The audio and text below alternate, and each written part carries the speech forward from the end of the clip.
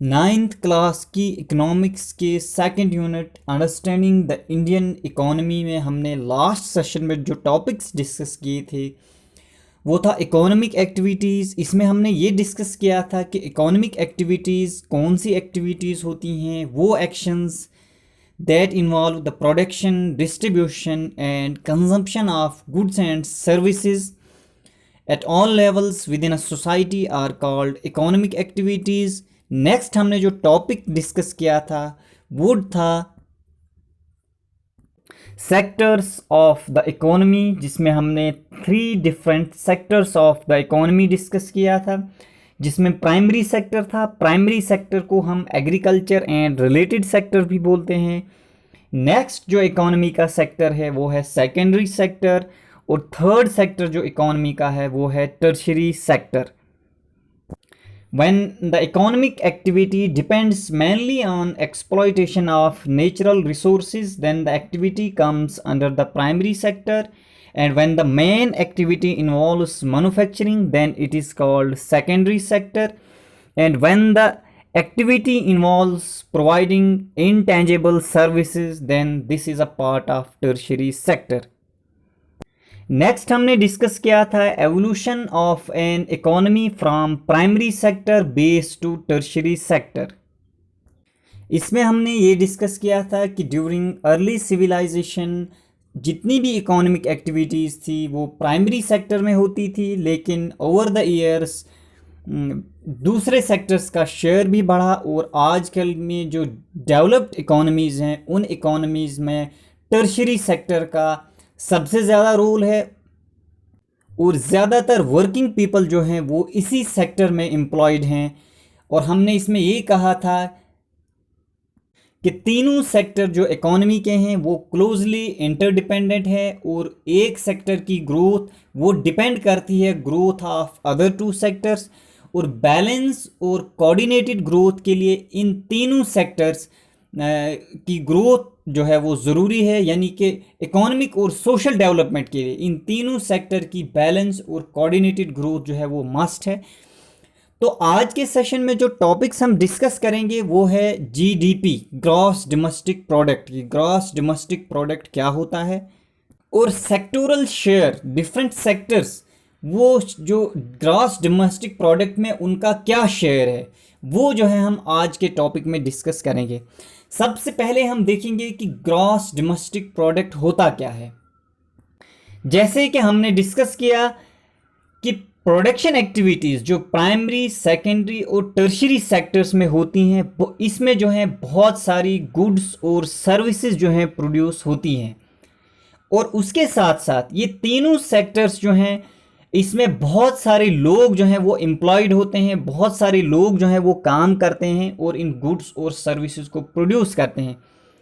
लेकिन अब next step जो है कि कितनी गुड्स और सर्विसेज जो हैं वो प्रोड्यूस हो रही हैं, और कितने लोग जो हैं हर एक सेक्टर में, चाहे वो प्राइमरी सेक्टर है, सेकेंडरी सेक्टर या टर्शियरी सेक्टर है, तो किस सेक्टर में कितने लोग जो हैं वो वर्क कर रहे हैं, हमने ये काउंट करना है, हमने ये कैलकुलेट करना है। तो हम इसको किस तरह काउंट करें कि गुड्स और सर्विसेज टोटल प्रोडक्शन जानने के लिए किस तरह हम गुड्स और सर्विसेज को काउंट करें। अब अगर हम देखें तो हमारे आसपास अगर हम नज़र दौड़ाएं तो हज़ारों किस्म की गुड्स और सर्विसेज जो हैं प्रोड्यूस की जाती हैं या प्रोड्यूस हो रही होती हैं, लेकिन हमने इन सबों को जो है काउंट नहीं करना है। हमने उन गुड्स और सर्विसेज को काउंट करना है जो फाइनल गुड्स एंड सर्विसेज हैं। देखिए, फाइनल गुड्स एंड सर्विसेज की मैं एग्जांपल देता हूं। अगर हम ये फर्ज करें कि एक फार्मर है, वो वीट सेल कर रहा है, वो 10 रुपीज़ पर केजी के हिसाब से जो है वीट सेल कर रहा है। उसने वीट सेल की मिल ने इसको ग्राइंड किया और इसका फ्लोर बनाया यानी आटा बनाया।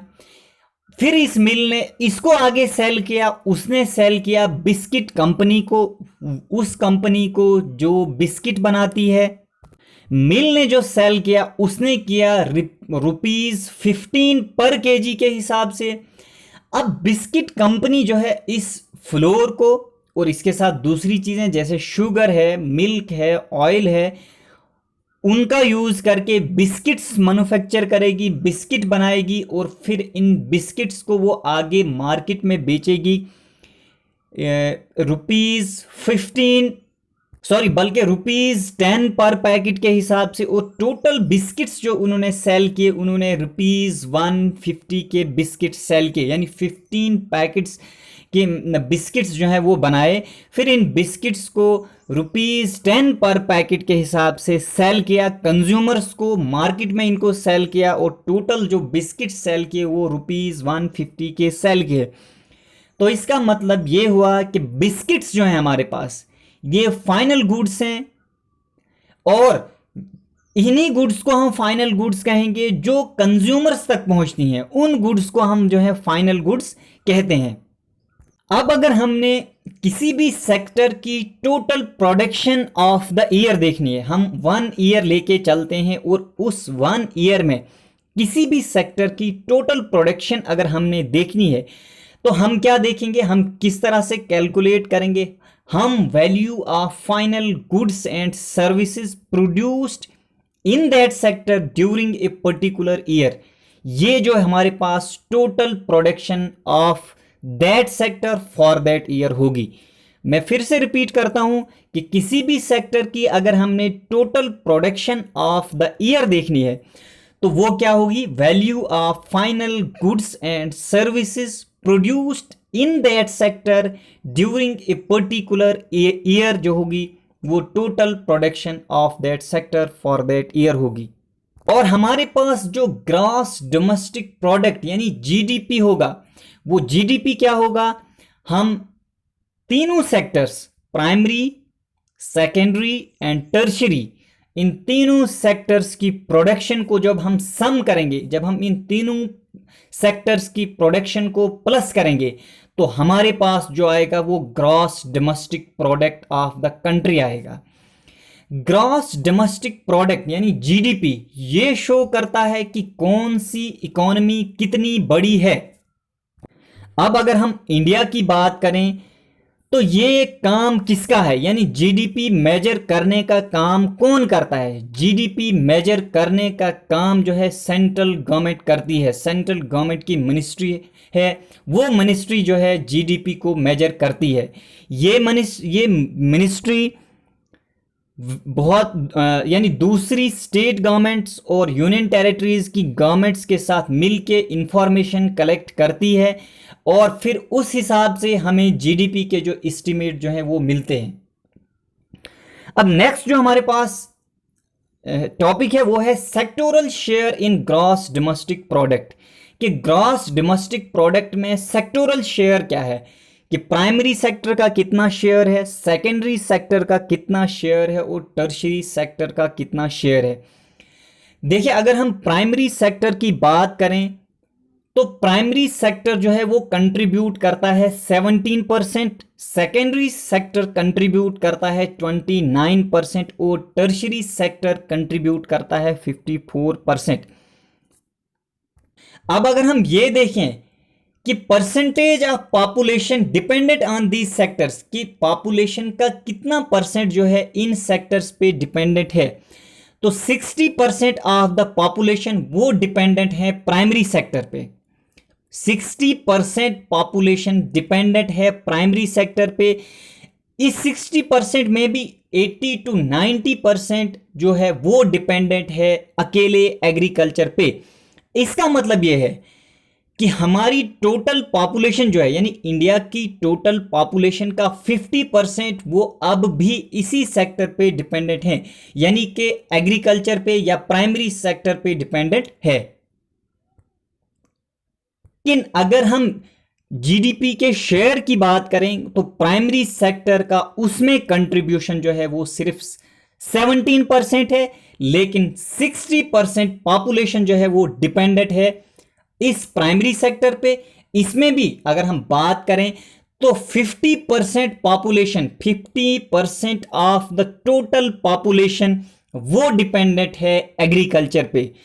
अब अगर हम 2012 और 13 के फिगर्स देखें, ये फिगर्स जो हमको दिए हैं सेंट्रल स्टैटिस्टिकल ऑर्गेनाइजेशन ने, तो इसमें अगर हम देखें तो प्राइमरी सेक्टर जो है उसका कंट्रीब्यूशन जो है वो 13.68 है, सेकेंडरी सेक्टर का 27.03 है और टर्शरी सेक्टर का 59.29 है। नेक्स्ट हम देखते हैं कि एग्रीकल्चर एंड अलाइड सेक्टर ये कितना जो है जीडीपी में कंट्रीब्यूट करता है, इसका शेयर जो है वो जीडीपी में क्या है। देखिए, सबसे पहले हम देखेंगे कि एग्रीकल्चर किसको बोलते हैं। एग्रीकल्चर उस प्रोसेस को बोलते हैं जिसमें फूड प्रोड्यूस की जाती है, फीड प्रोड्यूस की जाती है, फाइबर प्रोड्यूस की जाती हैं और दूसरी गुड्स सिस्टमेटिक जो रेजिंग ऑफ प्लांट्स और एनिमल्स से दूसरी गुड्स जो है प्रोड्यूस की जाती हैं।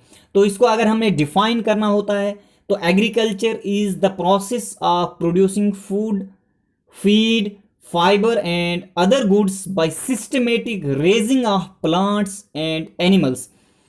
देखिए, एग्रीकल्चर आउटपुट जो है ये जीडीपी का इंपॉर्टेंट कंपोनेंट है और इंडियन इकोनॉमी का जो है ये डोमिनेंट सेक्टर है। एग्रीकल्चर जो है इंडियन इकोनॉमी का डोमिनेंट सेक्टर है कि बहुत सारे लोग इंडियन पॉपुलेशन के वो एग्रीकल्चर पे रिलाई करते हैं एम्प्लॉयमेंट के लिए और लाइवलीहुड के लिए। अगर हम 2001 की बात करें तो एग्रीकल्चर जो है वो 58.2% लोगों को जो है वो एम्प्लॉयमेंट देता था। एम्प्लॉयमेंट के साथ साथ ये लोगों को इनकम और फूड सिक्योरिटी भी देता था। इंडिया की अगर हम बात करें तो यहाँ पे पहले उतनी जो है प्रोडक्शन एग्रीकल्चर में नहीं होती थी कि यहाँ जो फूड जो रिक्वायरमेंट है वो इस जो एग्रीकल्चर से जो है वो पूरी हो। लेकिन ग्रीन रेवोल्यूशन के बाद इंडिया जो है वो फूड डेफिशिएंट से सरप्लस फूड मार्केट बन गया। अब ये ग्रीन रेवोल्यूशन क्या होता है? देखिए, ग्रीन रेवोल्यूशन होता है जब फूड ग्रेन्स की प्रोडक्शन जो है वो इंक्रीज हो, बहुत ज़्यादा इंक्रीज हो। किसकी वजह से? जब हाई यील्डिंग वैरायटीज़ वो इंट्रोड्यूस हो, पेस्टिसाइड्स का यूज़ हो और जो है बेटर टेक्निक्स का यूज़ हो, तो उससे जो है फूड ग्रेन्स की प्रोडक्शन जो है इंक्रीज हो जाती है और उसी जो फूड ग्रेन्स की प्रोडक्शन जो बहुत ज़्यादा इंक्रीज हो जाती है उसको हम ग्रीन रेवोल्यूशन का नाम देते हैं। अब ये ट्रांसफॉर्मेशन जो है ये किस तरह से हुई? इसको इंड्यूस किया गया जब यहाँ पे इम्प्रूव टेक्नोलॉजीज लाई गई, बेटर सीड्स लाए गए, बेटर पेस्टिसाइड्स लाए गए, कुछ ऐसी जो मैनेजमेंट टेक्निक्स लाई गई जिससे यहाँ पे जो है जो एग्रीकल्चर आउटपुट जो थी या फूड ग्रेन्स की प्रोडक्शन जो है वो इंक्रीज हुई। और एग्रीकल्चर जो है वो आज भी जो है वो important sector of the Indian economy है। ये लगभग 2/3 जो वर्क फोर्स है रूरल एरियाज में उनको जो है एम्प्लॉयमेंट यहाँ से मिलती है। एग्रीकल्चर सेक्टर में जो यहाँ पे प्लांट अप्रोच यूज़ की गई और जो इस सेक्टर में डेवलपमेंट हुई, तो इससे जो कंट्री जो है वो सेल्फ सफिशिएंट हो गई फूड ग्रेन्स में और उसके अलावा जो है कंट्री के पास जो है कंफर्टेबल जो है बफर स्टॉक भी है। अब ये किस तरह से हुआ कि इंडिया जो पहले डेफिशिएंट था, फूड डेफिशिएंट स्टेज में था, फिर ये इस तरह से मतलब अब इसके पास कंफर्टेबल बफर स्टॉक है। रीज़न क्या है इसका? इसका रीज़न ये इंडिया ने ये अचीवमेंट्स हासिल की फेवरेबल पॉलिसी फ्रेमवर्क से कि ऐसी पॉलिसीज लाई गई जो इन सब चीज़ों को फेवर करती थी। उसकी वजह से इंडिया ने जो है ये अचीव किया। कुछ ऐसी पॉलिसीज लाई गई, उन पॉलिसीज से अगर इंडिया में कोई एडवर्स जो क्लाइमेटिक कंडीशंस भी आई, कोई फेमाइन्स आए, ऐसी जैसी कोई सिचुएशन खड़ी होगी, फिर भी एग्रीकल्चर प्रोडक्शन में जो है वेरिएशन नहीं आई, यानी कि एग्रीकल्चर प्रोडक्शन जो है वो कम नहीं हुई। लेकिन फिर भी ये माना जाता है कि एग्रीकल्चरल प्रोडक्शन जो है वो कम हुई है कि 80s में वो 3.72% थी, लेकिन 90s में वो 2.35% पे आ गई, यानी 3.72% से कम होकर 2.35% तक आ गई। देखिए आजकल भी जो इंडियन एग्रीकल्चर है वो बहुत सारी परेशानियों से जूझ रहा है, बहुत सारी प्रॉब्लम्स हैं उसके साथ, जैसे इन एडुकेट कैपिटल फॉर्मेशन है, लो प्रोडक्टिविटी है, हाई कॉस्ट ऑफ प्रोडक्शन है और अनइवन ग्रोथ है। अब अगर हम 11th 5 ईयर प्लान की बात करें तो 11th 5 ईयर प्लान ने 9th और 10th जो प्लान्स थे उनसे जो है बेटर किया है कि यहाँ पे एग्रीकल्चर और अलाइड सेक्टर ने जो है वो बेटर किया है, वो जो टारगेट सेट किया था उसी हिसाब से जो है वहाँ पे ग्रोथ हुई है। कल की अगर हम बात करें तो इंडियन एग्रीकल्चर में जो है डाइवर्सिफिकेशन हो रही है। यहाँ पे इस बात पे जोर दिया जा रहा है कि हाई वैल्यू क्रॉप्स को जो है उनकी प्रोडक्शन हो, उनको कल्टीवेट किया जाए। अब इसके लिए जो इंडियन एग्रीकल्चर को किस बात की ज़रूरत है कि यहाँ पे जो है पॉलिसी इंटरवेंशन की ज़रूरत है। यहाँ पे टेक्नोलॉजी और मार्केट एक्सेस जब तक ना इसको मिले तब तक जो है इंडियन एग्रीकल्चर जो है बेटर नहीं कर सकता है। नेक्स्ट हमारे पास आता है industrial sector. Industry is a segment of economy concerned with the production of goods. और इंडस्ट्रियल आउटपुट जो है वो किसी भी कंट्री की, किसी भी इकोनॉमी की जीडीपी का इंपॉर्टेंट कंपोनेंट है। अब करंटली अगर हम इंडिया की बात करें तो इंडिया का जो मैन्युफैक्चरिंग सेक्टर वो 16% जीडीपी को कंट्रीब्यूट करता है और वर्ल्ड मैन्युफैक्चरिंग को वो 1.8% कंट्रीब्यूट करता है। अब हमारी जो नेबरिंग कंट्री चाइना है उसकी अगर हम बात करें तो वहां पे मैन्युफैक्चरिंग सेक्टर जो है वो जीडीपी को बहुत ज़्यादा कंट्रीब्यूट करता है इंडिया के कंपैरिजन में, कि वहां जो मैन्युफैक्चरिंग सेक्टर का कंट्रीब्यूशन है वो 34% है और वर्ल्ड मैन्युफैक्चरिंग को भी इंडिया के कंपैरिजन में वो ज़्यादा कंट्रीब्यूट करता है। वर्ल्ड मैन्युफैक्चरिंग को चाइना जो है वो 13.7% कंट्रीब्यूट करता है। अब पहले अगर देखें तो पहले चाइना की हालत भी उतनी कोई बेटर नहीं थी। 1991 में चाइना जो वर्ल्ड मैन्युफैक्चरिंग को कंट्रीब्यूट करता था वो सिर्फ 2.9% था। अब स्टैटिस्टिक्स जो हैं, आंकड़े जो हैं वो इस ओर इशारा करते हैं कि मैन्युफैक्चरिंग जो है वो इंडियन इकोनॉमी के लिए वो इंजन ऑफ ग्रोथ नहीं है। अब जरूरत इस बात की है कि ये जो मैन्युफैक्चरिंग का सेक्टर जो है ये तेजी से जो है वो ग्रो करे। अब जो मैन्युफैक्चरिंग का सेक्टर है ये जो इसका जीडीपी में इसका शेयर वो स्टैग्नेट है 15 to 16%, लेकिन इस सेक्टर में बहुत ज़्यादा पोटेंशियल है कि ये ग्रो कर सकता है, कि इंडिया में जो है वो बहुत ज़्यादा टैलेंट पूल है। अगर हम साइंस की बात करें, टेक्नोलॉजी की बात करें, रिसर्च की बात करें, इसके लिए जो है वो गवर्नमेंट की जो पॉलिसी इंटरवेंशन की ज़रूरत है कि मैन्युफैक्चरिंग सेक्टर का शेयर जो है वो जीडीपी में इंक्रीज हो और वो लगभग 25% हो और यहाँ पे एक डेकेड में लगभग 100 मिलियन जॉब्स जो हैं वो इस सेक्टर में क्रिएट हों। अब नेक्स्ट जो हमारे पास है वो है service sector. Service is a non material equivalent of a good. Service sector जो है ये इंपॉर्टेंट कंपोनेंट है जीडीपी ऑफ ए नेशन।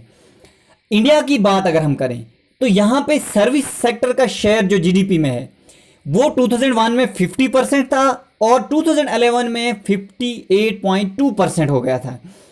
और इस सेक्टर ने जो 2011 में ग्रो किया था वो 7.4% के हिसाब से ग्रो किया था। अब अगर हम लास्ट 30 ईयर्स की बात करें तो ये सेक्टर जो है इसकी इंपॉर्टेंस जो है वो बढ़ गई है। अब अगर हम लेबर फोर्स की बात करें तो ज़्यादातर लेबर फोर्स जो है वो प्राइमरी सेक्टर में है। इसका रीज़न ये है कि सेकेंडरी और टर्शियरी सेक्टर में जॉब्स जो हैं वो क्रिएट नहीं हो रही हैं, कि जितने वर्कर्स हैं उनका हाफ यानी या हाफ से ज़्यादा, कि more than half of the workers वो जो एग्रीकल्चर सेक्टर में जो है उनको एम्प्लॉयमेंट मिल रही है। और यह सेक्टर सिर्फ 1/4 जो है वो जीडीपी को कंट्रीब्यूट करता है और सेकेंडरी और टर्शियरी सेक्टर जो है ये जो है 3/4 जो है जीडीपी के लिए प्रोड्यूस कर रहे हैं। अब इसका मतलब ये नहीं है कि जो एग्रीकल्चरल वर्कर्स हैं वो सही तरीके से काम नहीं कर रहे हैं,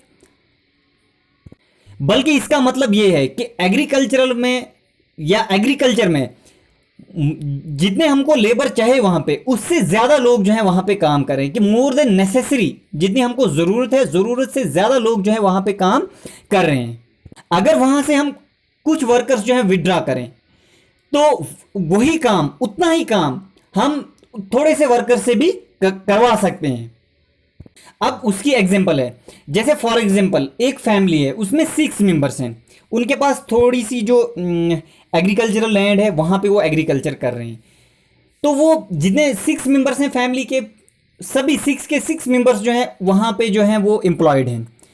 अगर हम उसमें वहाँ पे जो हम काम करा सकते हैं वो 3 मेंबर से भी करा सकते हैं, लेकिन ये हमारी मजबूरी है कि उन जो जो उसके अलावा 3 है उनके पास कोई और काम नहीं है, और वहाँ पे वो जो है हमने उनको भी वहीं पे जो है वो एम्प्लॉय करके रखा है। तो कहने का मतलब ये हुआ कि जितनी हमको ज़रूरत थी, ज़रूरत से ज़्यादा लोग जो है वहाँ पे काम कर रहे हैं। इस सिचुएशन को हम अंडर एम्प्लॉयमेंट बोलते हैं। देखिए, अंडर एम्प्लॉयमेंट को हम 2 तरीके से डिफाइन कर सकते हैं कि ऐसी सिचुएशन जहां पे लेबर को, जहां पे वर्कर को उसकी काबिलियत के हिसाब से काम नहीं मिले, एक सिचुएशन ये हुई, इसको हम अंडर एम्प्लॉयमेंट बोल सकते हैं। या ऐसी सिचुएशन जहां पे लेबरर को जो सफिशिएंट वर्क है वो नहीं उसको मिलता है, यानी जो वर्किंग आवर्स की टोटल लेंथ है उस टोटल लेंथ के हिसाब से जो है उसको काम नहीं मिल रहा है, उसको भी हम जो है अंडर एम्प्लॉयमेंट बोलते हैं। एक सिचुएशन ये हुई जहां पे लेबर को उसकी काबिलियत के हिसाब से, उसकी कैपेबिलिटी के हिसाब से जो है काम नहीं मिलता है। दूसरी सिचुएशन ये है कि लेबरर को इतना काम नहीं मिलता है जितना उसको, जितनी ज़रूरत है, यानी कि जो वर्किंग आवर्स की जो वर्किंग आवर्स ऑफ डे जो जितने हैं उन पूरे वर्किंग आवर्स ऑफ डे जो है उसको काम नहीं मिलता है। अब इंडिया में ऐसे बहुत सारे लोग हैं जो इस तरह से काम कर रहे हैं कि अगर हम वहां से कुछ लेबरर्स को शिफ्ट करें दूसरे सेक्टर्स में, यानी सेकेंडरी सेक्टर और टर्शियरी सेक्टर में, फिर भी हम जितने हमारे पास पीछे जो वर्कर्स बचेंगे वो भी जो है उतना ही काम करेंगे जितना प्रेजेंटली वो कर रहे हैं। जरूरत इस बात की है कि ऐसे लोगों के लिए हम प्राइमरी और सेकेंडरी सेक्टर में एम्प्लॉयमेंट अपॉर्चुनिटी जो है वो क्रिएट करें।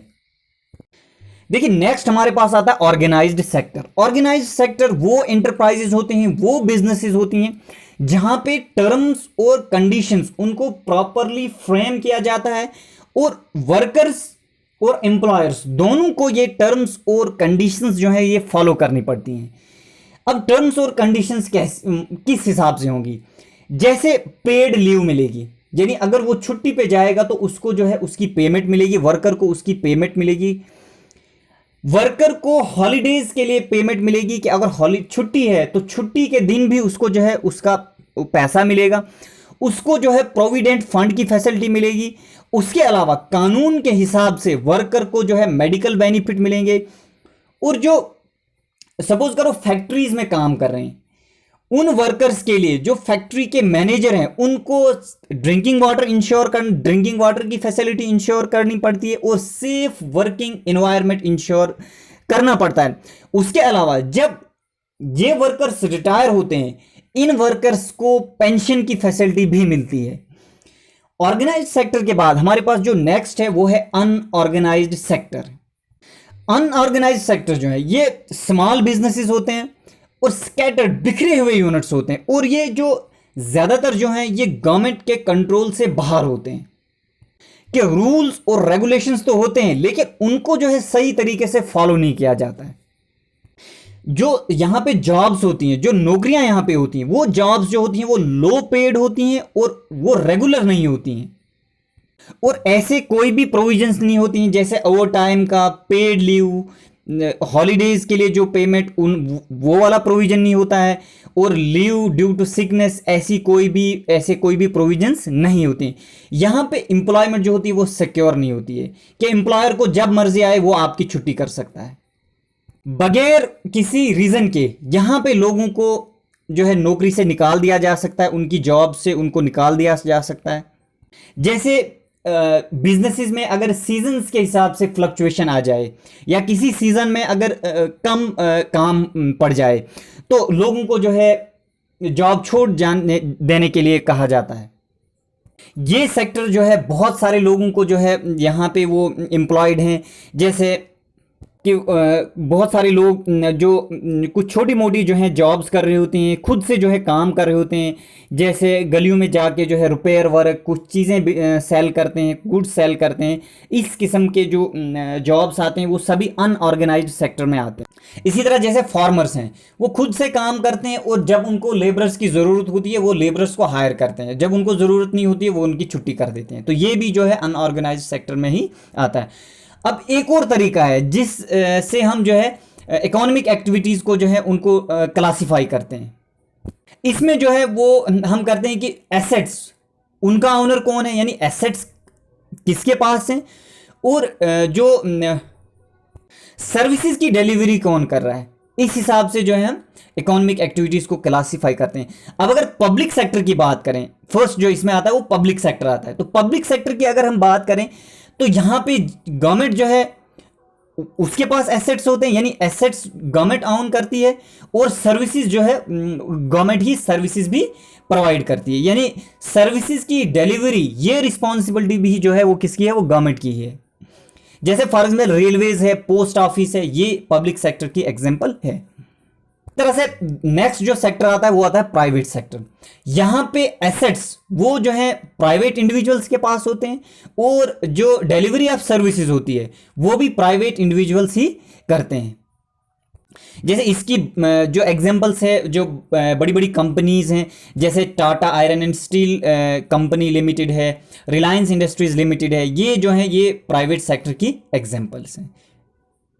अब एक क्विक रिकैप करते हैं, हमने क्या डिस्कस किया इस सेशन में। हमने डिस्कस किया what is gross domestic product. इसमें हमने ये डिस्कस किया कि प्राइमरी, सेकेंडरी और टर्शियरी सेक्टर में बहुत सारी जो है प्रोडक्शन एक्टिविटीज़ हो रही हैं, उन प्रोडक्शन एक्टिविटीज़ से बहुत सारी गुड्स और सर्विसेज जो हैं वो प्रोड्यूस हो रही हैं। इसके अलावा इन तीनों सेक्टर्स में जो है बहुत सारे लोग जो हैं वो काम कर रहे हैं जो इन गुड्स और सर्विस को प्रोड्यूस कर रहे हैं। अब हमारे पास जो नेक्स्ट स्टेप आता है हमारे पास कि हमने ये देखना है कि कितनी गुड्स और सर्विसेज प्रोड्यूस हो रही हैं और कितने लोग जो है वहां पे वर्क कर रहे हैं, कि हर एक सेक्टर में, चाहे वो प्राइमरी सेक्टर हो, सेकेंडरी सेक्टर हो या टर्शियरी सेक्टर हो, कि हर एक सेक्टर में अलग अलग जो है कितने जो लोग जो है वहां पे वर्क कर रहे हैं। तो इस तरह से अगर हमने किसी भी सेक्टर की 1 ईयर की प्रोडक्शन देखनी है तो हम जो value of final goods and services produced in that sector during a particular year, वो उस सेक्टर की जो होगी टोटल प्रोडक्शन होगी। और जीडीपी क्या होगा कि हमारे पास हम तीनों सेक्टर्स की प्रोडक्शन को टोटल करेंगे, प्राइमरी सेक्टर, सेकेंडरी सेक्टर और टर्शियरी सेक्टर, इन तीनों सेक्टर्स की प्रोडक्शन को जब हम सम करेंगे तो हमारे पास जो है ग्रॉस डोमेस्टिक प्रोडक्ट आएगा। ग्रॉस डोमेस्टिक प्रोडक्ट से हमें यह अंदाजा हो जाता है कि कोई भी इकोनॉमी जो है वो कितनी बड़ी इकोनॉमी है। फिर हमने सेक्टोरल शेयर देखा ग्रॉस डोमेस्टिक प्रोडक्ट का। हमने ये देखा कि प्राइमरी सेक्टर जो है वो लीस्ट कंट्रीब्यूट करता है जीडीपी को, वो 17% है। उसके बाद सेकेंडरी सेक्टर जो है वो 29% कंट्रीब्यूट करता है, और टर्शियरी सेक्टर जो है वो 54% कंट्रीब्यूट करता है। लेकिन ज़्यादातर जो पॉपुलेशन है, यानी पॉपुलेशन की जो ज़्यादा परसेंटेज है वो डिपेंडेंट है प्राइमरी सेक्टर पे। उसमें भी जो पॉपुलेशन डिपेंडेंट है प्राइमरी सेक्टर पे, उसमें भी 80 से 90% जो है वो डिपेंडेंट है एग्रीकल्चर पे, अकेले एग्रीकल्चर पे डिपेंडेंट करते हैं। यानी लगभग 50% पॉपुलेशन जो है वो डिपेंडेंट है एग्रीकल्चर सेक्टर पे। तो कहने का मतलब ये है कि प्राइमरी सेक्टर वो लीस्ट कंट्रीब्यूट करता है जीडीपी के लिए, लेकिन उसमें जो डिपेंडेंसी है वो सबसे ज़्यादा उसी पे है।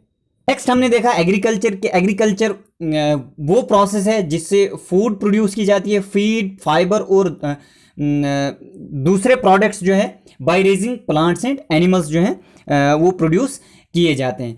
एग्रीकल्चर सेक्टर जो है ये इंडियन इकोनॉमी का डोमिनेट सेक्टर है। हमने देखा कि इंडिया जो कभी जहाँ पे फूड शॉर्टेज होती थी, वो ग्रीन रेवोल्यूशन के बाद जो है वहाँ पे वो सरप्लस फूड मार्केट बन गया, कि इंडिया जो है ग्रीन रेवोल्यूशन के बाद फूड डेफिशिएंट स्टेज से सरप्लस फूड मार्केट बन गया, कि इंडियन एग्रीकल्चर में जो है वो डाइवर्सिफिकेशन हो रही, यहाँ पे हाई वैल्यू क्रॉप्स उनको कल्टीवेट किया जा रहा है, उन पे जो है फोकस किया जा रहा है।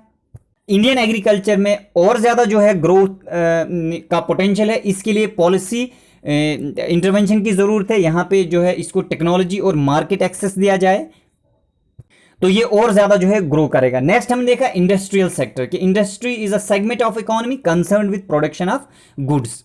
ये जो है जीडीपी को इसके जो कंट्रीब्यूशन है वो स्टैग्नेट है 15 से 16%। उसके बाद सर्विस सेक्टर जो हाईएस्ट कंट्रीब्यूट करता है जीडीपी में। उसके बाद हमने देखा कि ऑर्गेनाइज सेक्टर क्या होता है, अनऑर्गेनाइज सेक्टर क्या होता है, public sector and private sector. ये सभी चीजें जो है हमने आज के सेशन में डिस्कस की।